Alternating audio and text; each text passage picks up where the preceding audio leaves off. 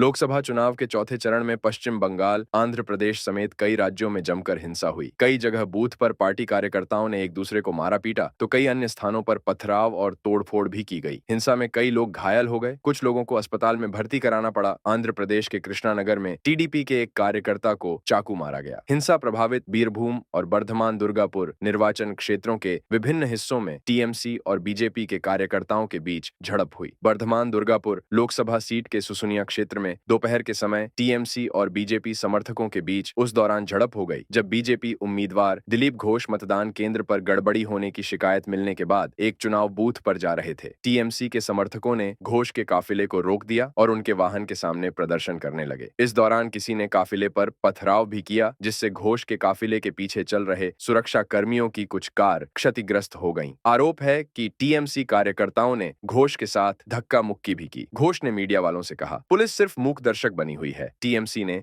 आतंक फैला रखा है। सुबह से ही टीएमसी के गुंडे हमारे मतदान एजेंटों के साथ मारपीट कर रहे हैं और वे मतदान को स्वतंत्र एवं निष्पक्ष रूप से नहीं होने दे रहे।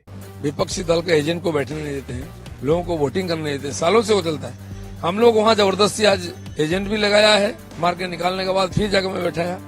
और वहाँ मैं जब जा रहा हूँ अपने वोटर को हिम्मत देने के लिए, एक मुस्लिम बस्ती में तो हिंदू वालों को वोट नहीं देते हैं। मैं वहाँ जब जाता हूँ पथराव होती है, गाड़ी तोड़ा जाता है, हमारे वर्कर को मारा गया, हमारे सिक्योरिटी फोर्स को वुंडेड किया गया और मीडिया पर्सन को भी इंडोर किया गया, उनका गाड़ी तोड़ा गया। टीएमसी ने बीजेपी के आरोपों को खारिज करते हुए दावा किया कि घोष हार को भांपते हुए माहौल खराब करने की कोशिश कर रहे हैं। इसी सीट के दुर्गापुर क्षेत्र में तृणमूल कांग्रेस और बीजेपी समर्थकों के बीच झड़प हो गई, जिसके बाद बीजेपी कार्यकर्ताओं ने धरना दिया। बीरभूम लोकसभा सीट पर बीजेपी के चुनाव एजेंटों को मतदान केंद्रों में प्रवेश करने से कथित तौर पर रोके जाने के बाद नानूर में बीजेपी कार्यकर्ताओं की तृणमूल कांग्रेस के कार्यकर्ताओं से झड़प हो गई। कृष्णानगर लोकसभा सीट के छपरा इलाके में टीएमसी कार्यकर्ताओं ने बीजेपी कार्यकर्ताओं के साथ मारपीट की। इससे पहले पूर्वी बर्धमान जिले के केतुग्राम में टीएमसी के एक कार्यकर्ता की रविवार रात बम मारकर हत्या कर दी गई। कार्यकर्ता का नाम मिंटू शेख बताया गया है। उधर आंध्र प्रदेश में वाईएसआरसीपी और तेलुगु देशम पार्टी के कार्यकर्ताओं ने एक दूसरे पर मारपीट के आरोप लगाए। पुलिस के मुताबिक वाईएसआरसीपी के नेता और तेनाली से विधायक ए शिव कुमार ने विधानसभा क्षेत्र के एक मतदान केंद्र पर एक मतदाता के साथ कथित रूप से हाथापाई की। पुलिस के एक अधिकारी ने बताया कि रेलवे कौदुर विधानसभा क्षेत्र के दलवईपल्ली गांव में एक ईवीएम को नष्ट कर दिया गया। उन्होंने बताया कि सत्तारूढ़ पार्टी और टीडीपी कार्यकर्ताओं की कारें भी क्षतिग्रस्त हुई हैं। वहीं मायडुरुकु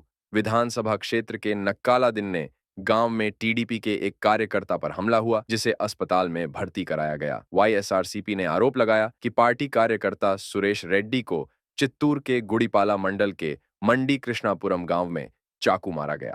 वाईएसआरसीपी ने एक बयान में कहा कि टीडीपी कार्यकर्ताओं ने वाईएसआरसीपी के वरिष्ठ नेता नंदीगाम सुरेश के वाहन को कथित तौर पर क्षतिग्रस्त कर दिया। इस बीच तेदेपा विधान पार्षद मोहम्मद अहमद शरीफ ने मुख्य निर्वाचन अधिकारी मुकेश कुमार मीणा को पत्र लिखकर पलनाडु जिले के रेंती चिंतला मंडल के रेंताला गांव में वाईएसआरसीपी कार्यकर्ताओं के टीडीपी समर्थकों पर कथित रूप से हमले किए जाने की शिकायत की। इनके अलावा यूपी और बिहार समेत कई अन्य राज्यों में भी हिंसा और छिटपुट मारपीट की घटनाएं हुई।